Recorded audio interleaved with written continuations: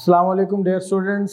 आज का हमारा लेक्चर नंबर 22 है केमिस्ट्री चैप्टर नंबर 2 का, जिसका नाम है S block element. Previous lecture में हमने सोडियम की प्रिपरेशन को डिस्कस किया था। आज हम जो है commercial preparation of sodium hydroxide by diaphragm cell की बात करेंगे। तो सबसे पहले अगर हम बात करें कि अगर हमने सोडियम हाइड्रोक्साइड की मैन्युफैक्चर करनी है कमर्शियल लेवल पे, लार्ज स्केल पे, तो हम इलेक्ट्रोलिसिस करवाई जाती है NaCl सोल्यूशन की। कॉमन जो साल्ट है उसकी हम जब इलेक्ट्रोलिसिस इलेक्ट्रिसिटी पास करवाई जाती है तो उससे हमें लार्ज स्केल के अंदर जो है सोडियम हाइड्रोक्साइड मिलता है। सबसे पहले अगर हम कंस्ट्रक्शन को देख लें, हमारे पास ये डायग्राम है, ये लॉन्ग क्वेश्चन है बेसिकली, तो डायग्राम मस्ट होगी दोनों इसमें। हमारे पास ये स्टील का एक टैंक है, आप देख रहे हैं कि स्टील के टैंक के साथ एस्बेस्टॉस हमने डायाफ्राम जो है वो हम यहाँ इसके अंदर मौजूद है, जो सर्व कर रहा है एज ए कैथोड। इसके मकसद क्या है? इसका मकसद ये है कि हमारे पास जो ब्राइन का लेवल है, ब्राइन साल्ट सॉल्यूशन की बात कर रहा है, highly concentrated water common salt जो है वो ब्राइन है, वो एक ब्राइन की जो है ये एक फास्ट लेवल तक इसको फिल रखता है। ये कैथोड का जो है, इसमें जो डायाफ्राम कैथोड है उसका जो है मकसद है। फिर अगर हम बात करें ग्रेफाइट एनोड के तौर पर काम कर रहा है, ये हमारे पास बेटा ग्रेफाइट है जो एक हमारे पास सोडियम साल्ट सॉल्यूशन के अंदर इंजेक्ट किया गया है, तो ये हमारे पास एनोड का काम कर रहा है। स्टीम इस प्रोसेस में ब्लोन करवाई जाती है। स्टीम ब्लोन करवाने का दो मकसद है, एक तो इलेक्ट्रोलाइट वार्म रहे और दूसरा ये जो परफोरेशन है, ये जो आपको नजर आ रही है, ये क्लियर रहे। अगर स्टीम ब्लोन ना करवाया जाए तो परफोरेशन जो है ये ब्लॉक हो सकती है और हमारा सारा प्रोसेस जो है डिस्टर्ब हो सकता है। तो स्टीम ब्लोन करवाने के दो प्रोसेस हैं, दो मकसद हैं। क्या कि एक तो हमारा इलेक्ट्रोलाइट जो इसके अंदर मौजूद है वो वार्म रहे और दूसरा है परफोरेशन जो है वो क्लियर रहे। सो अगर हम प्रोसेस की बात करते हैं, इसके अंदर प्रोसेस क्या क्या है। क्लोरीन जो है एनोड पे एक डॉम है, यहाँ आप देख रहे हैं, ये यहाँ से क्लोरीन को हम लेते हैं। हाइड्रोजन जो है वो कैथोड से यहाँ से हमें मिल जाएगा। क्लोरीन हमें एनोड से और हाइड्रोजन हमें कैथोड से मिल जाएगा। इसके बाद NaH सोल्यूशन जो है वो हमारे पास स्लोली यहाँ हमें कांच बेसन के अंदर जो है हमारे पास वो मिल जाएगा। ठीक है, अब नेक्स्ट देखें केमिकल रिएक्शन के अंदर जब हम इलेक्ट्रोलिसिस करवा रहे हैं NaCl की, तो उसमें सोडियम आयन और क्लोराइड आयन मिलते हैं। इलेक्ट्रिसिटी पास की अलग, पॉजिटिव वाले अलग होंगे, नेगेटिव वाले अलग। एनोड पे ऑक्सीडेशन होगी हमेशा, तो क्लोराइड आयन जो है वो क्या करेगा, आपके पास एनोड पे जाएगा, इलेक्ट्रॉन लॉस करेगा। इसके बाद अगर हम कैथोड पे रिडक्शन को देखें तो हमारे पास जब हम हाइड्रोजन जो है उस पर डिस्चार्ज होती है कैथोड पे, वाटर इलेक्ट्रॉन को एब्जॉर्ब करेगा, उसके नतीजे में हाइड्रोक्साइड आयन और हाइड्रोजन जो गैस है वो डिस्चार्ज होती है। ओवरऑल रिएक्शन की अगर हम बात करें इसके अंदर, तो हमारे पास जो है वाटर का रिएक्शन जब NaCl के साथ करवाया जाता है तो उसके नतीजे में NaOH, हाइड्रोजन और क्लोरीन गैस जो है वो डिस्चार्ज होती है और ये अल्कलाइन जो है हमारे पास सोल्यूशन है और ये कैथोड कंपार्टमेंट में हमें मिलता है। अब बेसिकली हमें प्रोडक्ट तो मिल गया है, अब इसे प्यूरिफाई करना है। प्यूरिफिकेशन के लिए हम क्या करते हैं कि साल्ट जो है वो फ्लो करता है कैथोड कंपार्टमेंट की तरफ। उसके अंदर क्या होता है, जस्ट 11% NaOH है और 16% NaCl एज ए इम्प्योरिटी है। हमारे पास प्रोडक्ट जो प्योरीफाई इस टाइम में मौजूद है वो क्या है, 11% है और इम्प्योरिटी एज ए NaCl वो 16% है। हम क्या करते हैं, एवेपोरेट करते हैं इस सोल्यूशन को, क्रिस्टलाइज करवाते हैं लेस सॉल्युबल NaCl को।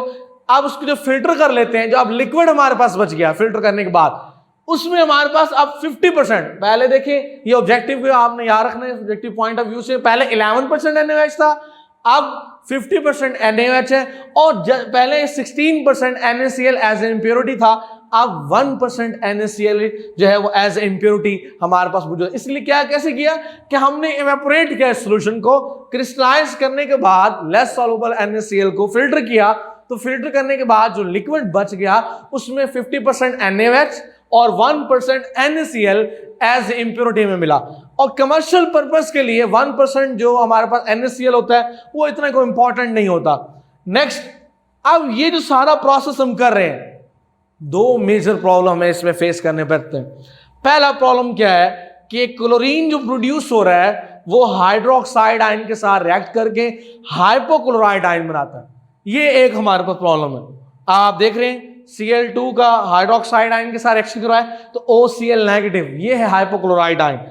अब दूसरा प्रॉब्लम क्या है, हाइड्रोक्साइड आयन जो बन रहा था, आपने देखा है यहां हाइड्रोक्साइड आयन बन रहा था, ये हाइड्रोक्साइड आयन जो है एनोड की तरफ अट्रैक्ट होता है, जिसके नतीजे में ऑक्सीजन गैस बनती है।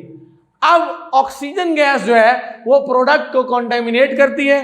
इस वजह से हमारे पास ये दो मेजर प्रॉब्लम हमें देखने को मिलते हैं। अब इन दोनों प्रॉब्लम की सॉल्यूशन की बात करें, सबसे पहले फर्स्ट प्रॉब्लम की सॉल्यूशन को हम एस्बेस्टॉस डायाफ्राम यूज करें। जैसे शुरू में मैंने आपको कंस्ट्रक्शन में बताया, हम एस्बेस्टॉस डायाफ्राम यूज करते हैं। इससे क्या होता है, दो जो सॉल्यूशन है, ये देखिए बेटा, हमारे पास ये एस्बेस्टॉस लगा हुआ है, दोनों जो सॉल्यूशन है, दोनों कंपार्टमेंट जो है वो हमारे पास सेपरेट है। एनोड कंपार्टमेंट भी अलग है और कैथोड ये दोनों को सेपरेट करने के लिए बेसिकली हमने क्या किया, एस्बेस्टॉस डायाफ्राम यूज किया। अब Na के ऊपर क्योंकि पॉजिटिव चार्ज है, ये किसकी तरफ जाएगा, कैथोड की तरफ मूव करेगा। अब जब कैथोड की तरफ मूव करेगा तो इस आयन की मूवमेंट की वजह से इलेक्ट्रिक करंट जो है वो एक्सटर्नल सर्किट में फ्लो करना शुरू कर देगा। तो पहला प्रॉब्लम सॉल्व हो जाता है इस तरीके से। अब दूसरा अगर प्रॉब्लम सॉल्व करना है, अगर आप गौर से देखें, हमने ये जो एनोड कंपार्टमेंट है इसमें ब्राइन का लेवल थोड़ा हाई कर दिया है, कैथोड कंपार्टमेंट में ब्राइन का लेवल कम कर दिया। अब आप जानते हैं कि अब फ्लो जो करता है liquid from higher level to lower level करता है।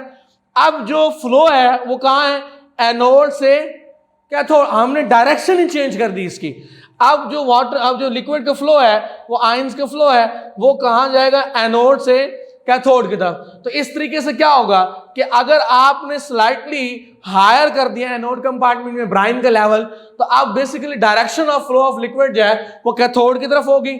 इससे क्या होगा कि हमारे पास हाइड्रोक्साइड आयन जो है वो एनोड की तरफ अट्रैक्ट नहीं होता। तो ये आज हमारा लेक्चर है। इसमें आज हमने जो बात की है वो क्या है, NaOH की कमर्शियल प्रिपरेशन की बात की है कि हमारे पास एक डायाफ्राम सेल होता है जो NaOH की जो है हम प्रिपरेशन के लिए यूज करते हैं। इसमें हम इलेक्ट्रोलिसिस करवाते हैं NaCl कॉमन सॉल्ट की, जिससे हमें क्या है, NaOH मिलता है। तो अगर हम देखें इसमें कंस्ट्रक्शन हमने देखी है, कंस्ट्रक्शन के बाद हमने इसके अंदर प्रोसेस देखा है कि क्लोरीन जो है हमें यहाँ से मिल जाएगा एनोड से, और हाइड्रोजन जो है हमें कैथोड से मिल जाएगा। और इसके नतीजे में हमारे पास केमिकल रिएक्शन है कि एनोड पे ऑक्सीडेशन होगी, रिडक्शन किस पे होगी, कैथोड पे होगी। क्लोरीन जो है वो अपने इलेक्ट्रॉन हमें देगा एनोड पे, और वाटर जो है वो इलेक्ट्रॉन लेगा और हाइड्रोक्साइड आयन बनाएगा। अब अगर अब आपको प्रोडक्ट तो मिल गया, प्यूरिफाई करना था, उसको प्यूरिफाई करने के लिए हमने क्या किया कि कैथोड कंपार्टमेंट में हमने देखा तो 11% हमारे पास सिर्फ NaOH था और इम्प्योरिटी 16% थी। हमने इस सॉल्यूशन को इवेपोरेट किया, क्रिस्टलाइज किया लेस सॉल्युबल साल्ट NaCl को, तो हमारे पास इम्प्योरिटी कम होकर 1% आ गई और 11% NaOH बढ़कर 50% NaOH में कन्वर्ट हो गया। अब जब ये हमारे पास 1% इम्प्योरिटी इतनी इंपॉर्टेंट नहीं है, इसको जब वर्किंग कर रहे हैं इस सेल की, दो मेजर प्रॉब्लम आ रहे हैं। एक मेजर प्रॉब्लम क्या है कि हमारे पास जो क्लोरीन है वो हाइड्रोक्साइड आयन के साथ रिएक्ट करता है, हाइपोक्लोराइड आयन बनाता है। दूसरा प्रॉब्लम, हाइड्रोक्साइड आयन जो बन रहा है एनोड की तरफ जो है वो अट्रैक्ट ना हो जाए, इससे हाइड्रोजन गैस, ऑक्सीजन गैस जो है वो हमारे पास प्रोड्यूस होती है, जो कॉन्टेमिनेट करती है अब क्लोरीन को और इसको इम्प्योर कर देती है। अब सॉल्यूशन में हमने बात की, पहले में हमने क्या किया, एस्बेस्टॉस डायाफ्राम यूज किया, जिससे दो सॉल्यूशन सेपरेट हो गए। अब दो सॉल्यूशन सेपरेट हो गए तो अब हमारे पास जो है सोडियम आयन कैथोड की तरफ जाएगा और उसके लिए इलेक्ट्रिक करंट का जो फ्लो है वो एक्सटर्नल सर्किट में शुरू हो जाएगा। दूसरा, अगर प्रॉब्लम सॉल्व करना है तो हमें लेवल ऑफ ब्राइन जो है एनोड कंपार्टमेंट में स्लाइटली हायर करना है एज कंपेयर टू कैथोड। इससे क्या होगा कि हमारे पास जो लिक्विड का फ्लो है वो कैथोड की तरफ हो जाएगा। अब जो हाइड्रोक्साइड का जो अट्रैक्शन है एनोड की तरफ वो मिनिमम हो जाएगी। अब इसी वजह से हमारे पास ये दोनों प्रॉब्लम सॉल्व हो जाएंगे। तो ये बेटा आज का लेक्चर था, लॉन्ग क्वेश्चन है, इंपॉर्टेंट क्वेश्चन है। अपना ख्याल रखिएगा। अल्लाह हाफिज।